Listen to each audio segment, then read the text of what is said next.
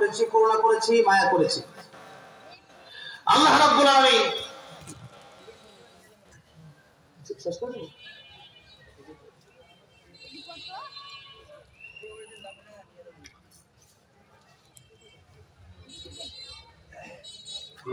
কেন যেন আছি, কথা বলতে পারতেছি না।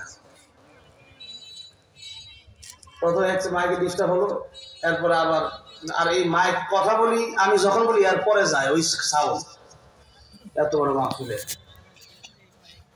যাই হোক, অল্প সময় শেষ করছি। আল্লাহ হচ্ছেন দয়াময় আল্লাহ। তিনি আমাদের উপর যত দয়া করছে, আর কেউ করছে তো দয়া? আর দয়া কেবলমাত্র আল্লাহ করছে, আর কে দয়া করবে? এই যে বসে আছি, বেঁচে আছি, এটা কার দয়া? আল্লাহর। রিজিক দেয় কে? আল্লাহ। নিঃশ্বাস নেওয়ার ক্ষমতা দেয় কে? আল্লাহ। বলার ক্ষমতা দিলেন কে? চলার ক্ষমতা, কাজের ক্ষমতা সবই আল্লাহ দিলেন। তাই আল্লাহ রাব্বুল আলামিন সূরাতুর রহমানে একটু পরে পরে বেশি বেশি যে আয়াতটা বললেন, সে আয়াতটা কোন আয়াত? ফাবিআইয়ি আলাই রাব্বিকুমা তুকাযযিবান, তোমরা আমার কোন কোন নিয়ামতকে অস্বীকার করবে? ওয়া ইন তাউদ্দু নিয়ামাতাল্লাহি লা তুহসুহা, নিয়ামত গণনা করে কিয়ামত পর্যন্ত শেষ করা সম্ভব না।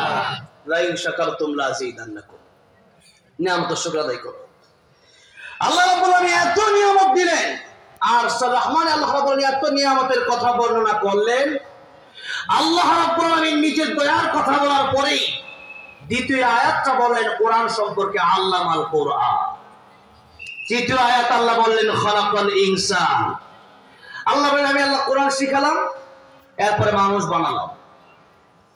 আল্লাহ রাব্বুল আলামিন কোরআন শিখালেন, এটা বলেন আগে, এরপরে বলেন মানুষ বানালাম। কিন্তু আমরা তো দেখি প্রকৃতপক্ষে আমরা আগে জন্ম নিয়ে মানুষ হইছি, এরপরে মাদ্রাসায় কোরআন শরীফ শিখছি, কিন্তু আল্লাহর বলার ধরনটা একটু অন্যরকম।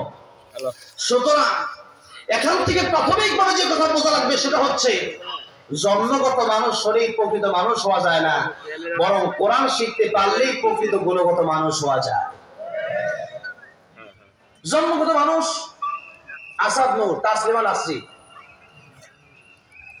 এই যে হাসিনা, এরপরে যারা দেশের এই আলেমদের বিরুদ্ধে মামলা করলো, হামলা করলো, জেলে নিল, ফাঁসি দিল, তারা কোরআন শিখে নাই, এই জন্য তারা প্রকৃত মানুষ হতে পারে না।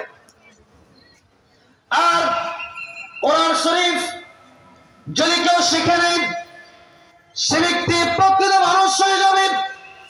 কোরআন যদি কেউ না শিখে, যে মানুষের ব্যাপারে আল্লাহ রাব্বুল আলামিন বলেছেন ওয়ালাকাদ কাররামনা বানি আদম, এই বনি আদমকে আমি আল্লাহ রাব্বুল আলামিন সবচেয়ে শ্রেষ্ঠত্ব দান করেছি। আর এই কথা আল্লাহ বলেন লাকাদ খালাকনাল ইনসানা ফি আহসানি তাকওয়িম, সবচেয়ে সুন্দর করে আল্লাহ কাদেরকে বানালেন? মানুষকে বানালেন।